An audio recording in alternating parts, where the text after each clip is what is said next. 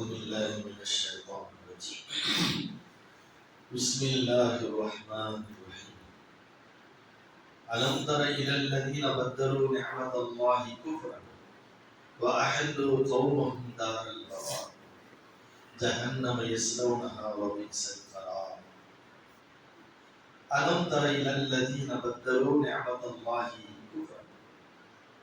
அல்லாஹ்வுடைய அருள்கொடையை நிராகரிப்பாக மாற்றினார்களே அந்த சமுதாயத்தை நபியை கவனிக்கிறார். அவருடைய சமுதாயத்தை தாரல் பவார் நரகத்தின் படுகொலியிலே அவர்கள் தள்ளிவிடுகின்றனர். ஜஹன்னம யஸ்லௌனஹா அவர்கள் தங்குகின்ற அந்த இடம், சேருகின்ற இடம் ஜஹன்னம் என்ற நரகமாகும். வபிஸல் கரார் தங்கக்கூடிய இடத்தில் மிக கெட்ட இடமாக இருக்கின்றது. 14வது அத்தியாயத்துடைய 28, 29 இந்த 2 வசனங்களிலும்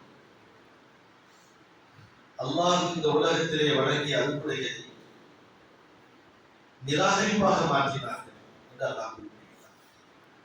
அல்லாஹ்வுடைய அருள்கொடையிலேயே மிகப்பெரிய அருள்கொடை என்னவென்றால் இந்த உலகத்துடைய செல்வங்கள் அல்ல, ஈமான் என்ற ஒரு பெரிய அருள்கொடை தான். இறை நம்பிக்கை, அல்லாஹ்வின் மீது இருக்கக்கூடிய ஆழமான நம்பிக்கை ஈமான். அந்த ஈமான் தான் அல்லாஹ்வுடைய அருள்கொடைகளிலே மிகப்பெரிய அருள்கொடை. ஆனால் அந்த அருள்கொடைகளை அவர்கள் எப்படி மாற்றிவிட்டார்கள்? நிராகரிப்பாக மாற்றிவிட்டார்கள். இந்த வசனம் மக்காவிலே இறக்கப்படுகின்றது. மக்காவிலே நபிகள் ஸல்லல்லாஹு அலைஹி வஸல்லம் அவர்கள் அனுப்பப்படுகின்றார்கள் இறை தூதராக. அந்த மக்களுக்கு கிடைத்த மிகப்பெரிய பேரொருளாக அவர்கள் அதை கருத வேண்டும். மக்காவும் குறைஷிகள் என்ன கருத வேண்டும்? நம்முடைய நாட்டிலே ஒரு இறை தூதர் வந்திருக்கின்றார், அறிவார்ந்த செய்திகள் எல்லாம் சொல்கின்றார், ஆழமான கருத்துக்களை சொல்கின்றார், கடவுளை பற்றி உண்டான தெளிவான சிந்தனை நமக்கு முன்பு எடுத்து வைக்கின்றார். அதனால் இவரை நாம் நம்ப வேண்டும், இவர் சொல்லக்கூடியதை உண்மையிருக்கின்றது என்று அவர்கள் ஏற்று இருக்க வேண்டிய அந்த மக்கள், அது அவர்களுக்கு வழங்கப்பட்ட மிகப்பெரிய ஞாபகம். உலகத்தில் வேறு எந்த ஒரு பகுதியிலும் அனுப்பப்படாமல் அந்த பகுதியிலே இறுதி தூதராக அனுப்பப்பட்டவர்கள் ஒட்டுமொத்த உலகத்திற்கும் அனுப்பப்பட்டிருக்கிறார்கள். அப்படிப்பட்ட பேரருள் கொண்ட மிகப்பெரிய ஒரு இறை தூதரை அவர்கள் ஆக்கினார்கள், நிராகரிப்பாக மாற்றிவிட்டார்கள். அந்த நபிக்கு எவ்வளவு எல்லாம் எதிர்ப்பு தெரிவிக்க வேண்டுமோ, அவருக்கு எப்படியெல்லாம் நாம் இடைஞ்சல் செய்ய வேண்டுமோ, இடையூறு செய்ய வேண்டுமோ, அத்தனை துன்பங்களையும் அந்த நபிக்கு கொடுத்து தங்களுடைய ஈமானுக்கு பாரமாக இறை நிராகரிப்பை அவர்கள் மாற்றிவிட்டார்கள். அது மாற்றியதுடைய விளைவு எங்கே தெரிகிறது என்று சொன்னால், அந்த நபியை நாம் இதோடு முடித்துவிட வேண்டும் என்பதற்காக வேண்டி மதீனாவிற்கு வந்ததற்கு பின்பும் என்ன செய்தார்கள்? படையெடுத்து வந்து பதிலை சந்தித்தார்கள். அல்லாஹ் சொல்லிட்டான், அவருடைய சமுதாயத்தை அவர்கள் தள்ளிவிடுகிறார்கள். குறைஷி தலைவர்கள் இருக்கின்றார்களே, பெரும்பெரும் மக்கா காபிருடைய தலைவர்கள் இன்றைக்கு தான் நடக்கிறது. தலைவருடைய பேச்சுகளை கேட்டுக்கொண்டு அந்த தலைவர் சொல்லக்கூடியதெல்லாம் உண்மையை நம்பி அந்த பின்பு செல்லக்கூடிய மக்கள் இருக்கின்றார்களே, அவர்கள் எல்லாம் அந்த தலைவரை எங்கே தள்ளுகிறார்கள்? தாரல் பவார் நரகத்தின் படுகொலியை தள்ளிக் கொண்டிருக்கிறார்கள். அங்கே இருந்த சில காபிர்கள் கூட வேண்டாம், அவர் உண்மையிலே ஒரு இறைத்தவராக இருந்து இந்த உலகத்தில் அவருக்கு வெற்றி கிடைத்தால் மக்காவாசியாகி நமக்குத்தானே பெருமை என்றெல்லாம் சொன்னார்கள். ஆனாலும் அந்த மக்கா காபிர்கள் அபூஜஹல் போன்ற பெரும் தலைவர் செய்தார்கள், மறுத்து விட்டார்கள். அறிவார்ந்த கருத்தை சொன்னால் கூட என்ன செய்ய ஏற்பதற்கு அவருக்கு மனம் வரவில்லை. அப்படின்னா என்ன அர்த்தம்? அந்த ஒட்டுமொத்த சமுதாயத்தை மக்கா குறைஷிகளையும் என்ன செய்து தள்ளாக நினைக்கிறாங்க, நரகத்திலே தள்ளிவிட்டார். அவருடைய சமுதாயத்தை நரகத்திலே தள்ளிவிட்டார். பதில் காலத்திலே வந்து என்ன செய்தார்கள்? நரகத்தின் படுகொலியில் அவர்கள் எல்லாம் செத்து மடித்தார்கள். தோல்வியை சந்தித்து விரக்தியோடு என்ன செய்தார்கள்? மக்காவை நோக்கி விரட்டு ஓடினார்கள். இந்த வசனத்தை குறிப்பிட்டார்.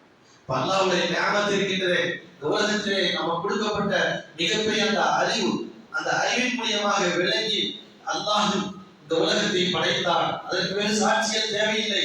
இந்த பூமி சாட்சியாக இருக்கின்றது, வானம் சாட்சியாக இருக்கின்றது, மழை சாட்சியாக இருக்கின்றது, வானத்திலிருந்து பொழிகின்ற மழை சாட்சியாக இருக்கின்றது, கடல் சாட்சியாக இருக்கின்றது, நம்மை மீறிய ஒரு மிகப்பெரிய பேராற்றல் சாட்சியாக இருக்கிறது என்று அவருடைய புத்தியை அவருடைய அறிவில் என்ன செய்வது ஏறுவது மறக்கிறது.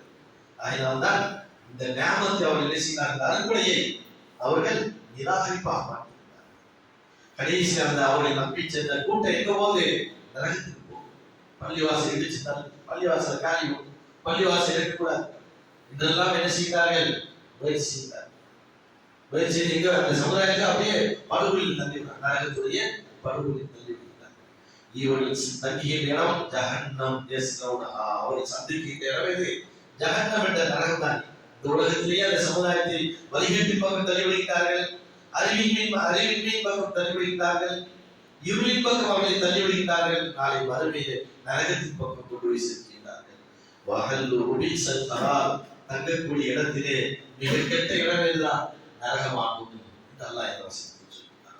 ஆகையால் அல்லாஹ்வுடைய அருளுடைய நமக்கும் ஒரு ஈமான் கிடைக்கிறது என்று சொன்னால் அந்த ஈமானை பெற்ற நாம இன்னைக்கு என்ன செய்யணும், தொழுகையா பார்த்தெல்லாம் ஜும்மானை தொழுதா போதும், வருஷத்தோட தொழுதா போதும் அப்படின்னு நினைச்சோம்.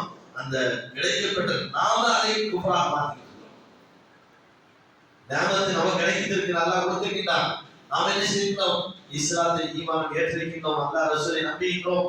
ஆனாலும் அது என்ன செய்யணும், தொழுகை இல்லை, நோன்பு இல்லை, சிறப்பு தர்மம் இல்லை, எதுவும் இல்லை, ஹலால் இல்லை, எல்லாம் நேர் மாற்றமாக நடக்கின்றோம் என்றால் என்ன அர்த்தம், நமக்கு வழங்கப்பட்ட ஞாபகத்தை நாம் என்ன செய்ய நிராகரிப்பாக மாற்றிக்கொண்டிருக்கிறோம்.